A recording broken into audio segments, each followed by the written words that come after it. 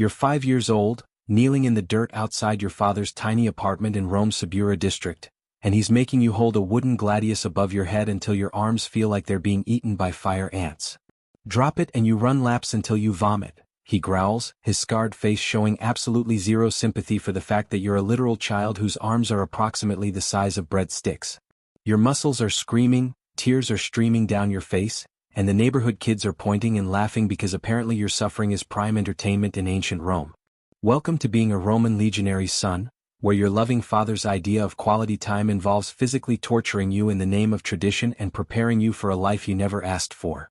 If stories like this pull you into the past and make history feel uncomfortably real, subscribe to Lasting Legacy for more journeys through lives that shaped empires. Your father, Marcus Antonius. Not that Marcus Antonius, just another broke soldier with a famous name and shattered knees from 20 years of marching across every god's-forsaken corner of the empire, believes childhood is a design flaw that needs to be corrected through constant physical punishment disguised as training. While other kids are playing with wooden toys and maybe enjoying something resembling a childhood, you're learning the 17 different ways a gladius can kill a man. You're 5. You should be worried about whether the neighbor's cat likes you, not memorizing which angle produces the fastest bleed out on a human torso. Your mother died giving birth to your sister, who died 3 days later, so now it's just you and a father whose primary coping mechanism is pretending emotions are a Greek weakness Rome conquered centuries ago. He feeds you on a legionary's pension, which is roughly enough to afford bread that's only slightly moldy and occasionally some garum fish sauce that smells like death took a swim in the Mediterranean and decided to ferment there for a few months. Builds character, he says, watching you gag on the Roman Empire's worst culinary decision. That phrase follows you like a bad omen, appearing at every miserable milestone of your childhood. Your apartment is one room in a crumbling insula that leans so dramatically you're genuinely unsure if it's architecture or a very slow-motion collapse waiting for the right moment to complete. You share walls so thin you can hear the prostitute next door conducting business, the baker below arguing with his wife about flour prices at 2 in the morning, and the whole building's collective prayer that it doesn't catch fire tonight. Fires are Rome's favorite hobby, second only to conquest and public executions. You've already evacuated twice this year and it's only March. The other legionary sons in your neighborhood become your involuntary brothers in suffering. There's Gaius, whose father lost an arm to a Germanic axe and compensates by being twice as brutal in training, regularly making his son fight left-handed while blindfolded because adaptability is survival. There's Lucius, small for his age, whose father beats him for it regularly, as if violence could somehow add inches to the kid's height. And there's Decimus, who's just mean enough to survive this world and stupid enough to think he'll actually enjoy being a soldier, already bragging about the enemies he'll kill before he's even held a real sword.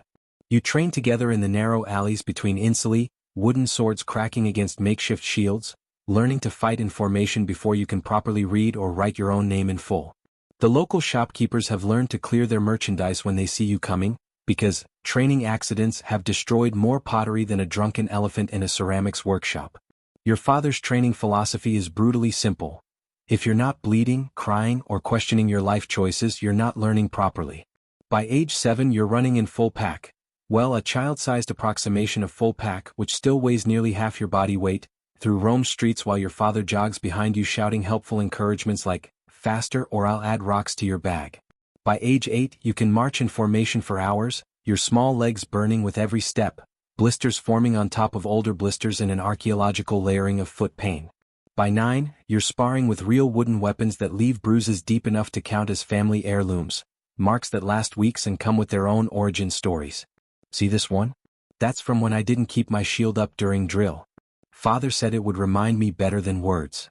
By 10, your body is a living map of scars, bruises, and the occasional poorly set bone from injuries your father declared character building, instead of taking you to an actual medicus. The worst part? Your father genuinely believes he's doing you a favor, that this systematic brutalization is an act of love. The legions saved me from dying in a gutter, he tells you one night while wrapping your sprained wrist, an injury he caused during light training that involved you holding a shield against his full-strength strikes. They gave me purpose, pay, and a place in something greater than myself. They'll save you too. You're starting to think his definition of saved needs serious review, but questioning your father is roughly as advisable as questioning a Praetorian guard's fashion choices while he's holding a gladius to your throat. School exists, theoretically, But your father considers formal education a waste of time better spent learning practical skills like how to build a regulation palisade in under 2 hours or dig a latrine ditch to the exact specifications required by Roman military engineering standards. You can barely write your own name without making spelling errors that would embarrass a provincial merchant, but you can describe in exhaustive detail how to construct a Roman marching camp that could house 5,000 men, complete with proper drainage, defensive positions, and optimal latrine placement. The few times you do attend school, the teacher, a Greek freedman who clearly resents teaching Roman children, mocks your calloused hands and scarred knuckles. "What are you training for, barbarian?" he sneers. The irony is lost on him that Rome conquered his entire civilization, but you're too tired from morning drills to point this out. Besides, you'll probably be pulling garrison duty in some god's-forsaken corner of the empire while he's still conjugating verbs in a language nobody speaks anymore.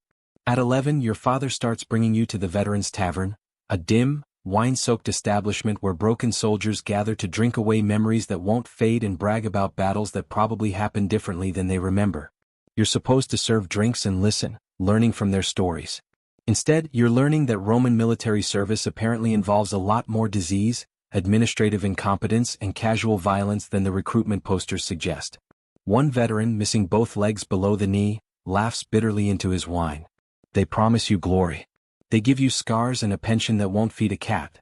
Your father glares at him to shut up, but you've already heard it. At 13, the inevitable arrives with all the ceremony of a tax collection. Your father marches you to the Legion recruitment station, where a bored centurion looks you over like you're potentially defective livestock at a market where standards have significantly declined. Scrawny, he notes, poking your ribs with one finger. Underfed. Probably won't survive training. Your father bristles like an insulted rooster. He's strong. I've trained him myself since he could walk. He can march 20 miles with full pack. The centurion remains spectacularly unconvinced until your father makes you demonstrate shield work right there in the recruitment office, and you perform adequately enough that the centurion shrugs with the enthusiasm of a man who's processed 1,000 desperate recruits this month and has stopped caring about individual quality. He marks you down as acceptable cannon fodder, signs some paperwork that probably has your life expectancy calculated in the margins, and congratulations, you're officially Roman property now. Your father beams with pride like you've just been accepted to some prestigious academy instead of signing up for 25 years of systematic brutalization with a moderate chance of death. The training camp makes your father's brutal childhood curriculum look like a gentle introduction to the concept of meanness. You're bunked with 40 other recruits in a tent that smells like unwashed humanity, broken dreams, and feet that haven't been properly washed since the previous administration. Your bunkmate, a farm boy from Umbria named Sextus, cries himself to sleep the first 3 nights.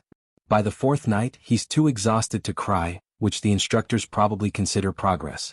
Your instructor, Centurion Varenus, creative naming remains not Rome's strength. Half the centurions are named Varenus or Pulo like it's some kind of military requirement, has a vine stick he calls the teacher, and uses with disturbing enthusiasm on anyone who steps wrong, breathes wrong, looks wrong, or exists in a way that mildly inconveniences him. You think you know how to fight because daddy showed you some tricks? Varenus roars on day 1, before making you run full pack through the Italian summer heat until 3 recruits collapse and 1 actually dies of heat stroke right there on the training field. Nobody stops to help him. The other recruits just step over his convulsing body and keep running because stopping means becoming the next example. That's what happens when you're weak, Varenus explains cheerfully, stepping over the body like it's a minor obstacle. Rome doesn't need weak soldiers. Rome needs weapons that breathe. Any questions? You have many questions, about medical care, basic human dignity, and whether any of this is actually legal, but survival instinct keeps your mouth shut and your legs moving. The food situation is somehow worse than your poverty-stricken home cooking. Hardtack biscuits that could double as building material and probably have vinegar wine that tastes like regret mixed with floor cleaner, and occasionally some mystery meat that might be pork but could honestly be anything that once had legs and made the mistake of wandering too close to the camp kitchen. You're perpetually hungry, constantly exhausted, and covered in bruises from training that borders on systematic assault. This is your life now, and it won't improve for approximately the next 25 years, assuming you survive that long, which statistics suggest you probably won't. You learn to build roads, which sounds boring until you realize it involves hauling stones that weigh more than you do up hills that seem specifically designed by sadistic engineers, while a centurion screams about proper paving technique and threatens to make you relay the entire section if the stones aren't perfectly level. You learn to dig ditches according to precise specifications, construct fortifications that could withstand siege weapons, and perform every type of manual labor the Roman Empire needs done by men it considers fundamentally expendable. The actual combat training almost feels like rest because at least when you're practicing sword work, you're not carrying 100 pounds of equipment up a mountain while someone screams that you're disgracing your ancestors. You drill formations endlessly, testudo, wedge, line, every variation the Roman military has perfected over centuries of killing people efficiently. The formation is your mother, your father, your god, Varenus screams. Break formation and you're dead. Your brothers are dead. Rome is disappointed in you. Move as one or die as individuals. Your first real campaign comes at 15, and suddenly all that brutal training reveals its purpose, keeping you barely alive in situations that should absolutely kill you by any reasonable measure. You're shipped to Germania, that legendary land of endless forests that want you dead, Germanic tribes that want you dead even more enthusiastically, and weather that wants you dead just for variety. The Roman military solution to everything is build a fort and wait for the enemy to attack, which works brilliantly until it absolutely doesn't. The march to Germania is itself an education in suffering. You're covering 20 miles a day in full equipment, building a fortified camp every single night, and doing it all on reduced rations because some quartermaster back in Rome is embezzling the supply budget. Sextus develops infected blisters that smell like death, but the medicus just pours wine on them and tells him to walk it off. 2 recruits desert during the march and are caught within a day. The legion executes them in front of the entire formation as an educational experience about the importance of commitment. The Germanic warriors hit your camp at dawn on your 16th day in their territory, screaming like demons and painted for war in ways that suggest they take personal grooming very seriously before attempting murder. Your training takes over, shield up, gladius ready, lock formation with the men beside you, and you're fighting before your conscious mind catches up to the fact that actual people are trying to actually kill you with actual weapons. The warrior in front of you is massive, easily 6.5 feet tall, covered in furs and tattoos that probably tell his life story, swinging an axe that could split you vertically in half like firewood. You duck, stab low like your father taught you during those endless childhood drills, and feel your gladius slide between his ribs with a resistance that's nothing like the practice dummies. He falls, blood pouring from his mouth, and you're immediately fighting the next one, and the next, your world shrinking to shield sword survive, block stab repeat, every lesson your father beat into you now keeping you alive by the narrowest margins. When it's over, when the Germanic warriors finally break and retreat into their forests, you're standing in a puddle of blood that's mostly not yours, surrounded by bodies you definitely contributed to creating. You're 15 years old. You should be figuring out if that baker's daughter likes you, maybe learning a useful trade, not processing your first triple homicide before the sun is fully up. Your hands are shaking so badly you can barely sheath your gladius. Sextus is vomiting behind a supply wagon. Gaius is crying openly, and nobody mentions it because half the veterans around you are also crying or staring into nothing with eyes that have seen too much. Lucius is dead, his throat cut in the first charge by an axe that caught him between helmet and armor. Decimus is missing an ear, sliced off by a near miss that should have taken his whole head, but he's still standing, laughing hysterically because that's apparently how his brain processes trauma. The medicus cauterizes the wound with a hot iron while Decimus screams, and then sends him back to the line because Rome needs every sword it can get. The years blur together in a nightmare collage of campaigns, forced marches, and watching friends die in increasingly creative ways.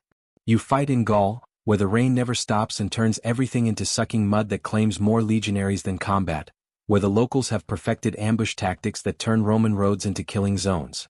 You fight in Hispania, where the summer heat kills as effectively as any sword and the locals fight with a desperate fury that makes the Germanic tribes look half-hearted. You fight in Africa, where disease claims more legionaries than combat ever does, where half your century dies of some intestinal plague that turns men inside out. Your body becomes a collection of scars, each one a story you'd rather forget but can't. The spear wound in your shoulder from Gaul that didn't heal properly and still aches when it rains. The slice across your ribs from Hispania where a local fighter got inside your guard. The fever scars from Africa, marks left by illness that killed stronger men. You're 23 and you look 40, your body aged beyond your years by constant violence and terrible living conditions. At 23 you're a veteran of 15 major battles and countless skirmishes, and you've learned the secret every long-serving legionary eventually discovers. The real enemy isn't the barbarians trying to kill you, it's the Roman bureaucracy slowly bleeding you dry. Your pay is constantly delayed, skimmed by corrupt officers who view soldiers' wages as their personal supplementary income, or simply lost in administrative processing that seems specifically designed to protect thieves. You're owed land grants that will probably never materialize because the good land goes to officers and the swamps go to everyone else. Your equipment costs are deducted from wages that barely existed in the first place. Rome's military might runs on systematic exploitation with excellent public relations. You've watched centurions buy their positions instead of earning them through merit, leading to commanders who couldn't find their own ass with both hands and a map. You've seen supply officers sell legion rations on the black market while soldiers starve. You've witnessed tribunes order suicidal attacks to impress senators who've never held a sword. The corruption is so thorough, so systemic, that fighting it would be like trying to bail out the Mediterranean with a bucket. The breaking point comes during a winter campaign in Pannonia. Your centurion, a political appointee named Quintus who bought his position with family money rather than earning it through actual military competence, orders a forced march through a blizzard because he wants to impress the legate with his aggressive tactics. Half your century dies of exposure, freezing to death in armor that becomes an iron tomb when the temperature drops. Including Gaius, who survived a dozen battles, countless wounds, and years of systematic brutalization, only to freeze to death standing in formation because some aristocrat wanted a promotion to advance his political career back in Rome. You find him in the morning, still in formation, frozen solid at his post like a statue, his eyes still open, staring at nothing. Something breaks in you then, something fundamental that's been cracking for years finally shatters completely. You've given Rome 15 years, your entire youth, your health, your friends, pieces of your soul you'll never get back, and for what? A pension that won't feed you properly, a land grant that's probably a malarial swamp nobody else wanted, and memories that wake you screaming in the night. You start teaching the new recruits differently, not just how to fight but how to survive the system that sees them as fundamentally disposable.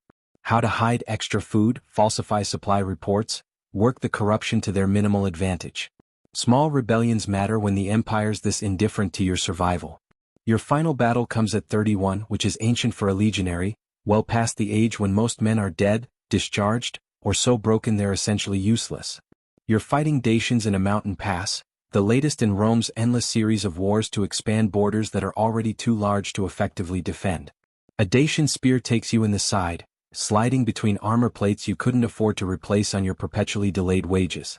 You go down hard, and the world narrows to pain and the certain knowledge that you're bleeding out in a country whose name you can't properly pronounce for a cause you stopped believing in somewhere around the 10th year of service. But Decimus, still alive, still fighting, minus that ear and plus approximately 40 visible scars and probably twice that many invisible ones, drags you back behind the lines while fighting off 2 Dacians with one hand. The legion surgeon, drunk as usual because that's how he copes with the endless stream of broken bodies, pours wine in your wound that burns like liquid fire, stitches you up with thread that's definitely used for tent repairs, and declares you unfit for active service with all the ceremony of a man declaring the weather. You're discharged with partial pension because they're deducting for equipment losses and medical costs, no land grant because of administrative complications that translate to someone stole your benefits, and a wound that'll ache every winter for the rest of your short life. You limp back to Rome, back to the Subura, to a tiny apartment that might be the same one you grew up in or might just be identically terrible because poverty has a depressing consistency. You're 32, broken, poor, and everything your father promised the legions would save you from. You've become the bitter veteran in the tavern, drinking cheap wine and telling stories that make the younger generation uncomfortable. The irony tastes worse than that garum sauce from childhood. You try to find work, but who needs a broken soldier whose only skills involve killing people and building temporary fortifications? You end up working as a night watchman, a job that pays almost nothing but at least doesn't require functional knees. You watch your father, now ancient and infirm, die believing the lies he told you, convinced until his last breath that Rome honored its soldiers. You don't have the heart to tell him different. You die at 37, the wound that never properly healed finally getting infected beyond even Roman wine's ability to sterilize. The fever takes you slowly, giving you plenty of time to reflect on a life spent in service to an empire that ground you up and spit you out. Your last thought is wondering if your father actually believed the promises he made you, or if he knew all along that the Roman military was just a machine designed to convert poor men into conquest and profit for people who would never know your name. They don't build monuments for broken legionaries. Your name doesn't appear in any triumph parade. No senator writes poems about your sacrifice.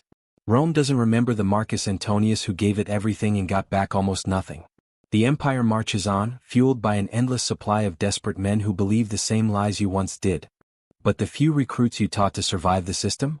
They remember. They pass on the lessons you learned in blood and betrayal. They teach the next generation how to work the corruption, hide food, falsify reports, survive in a system designed to consume them. Small rebellions echo longer than empires. Your name might be forgotten, but your resistance lives on in every soldier who games the system, every recruit who learns to survive rather than simply obey. Not bad for a kid who started life holding a wooden sword until his arms gave out, believing his father's promises that military service meant salvation instead of slow destruction. If this journey through Rome's brutal war machine made you think about the real cost of empire and the men who paid it, subscribe to Lasting Legacy for more stories that cut through history's propaganda and show you the truth beneath the marble monuments.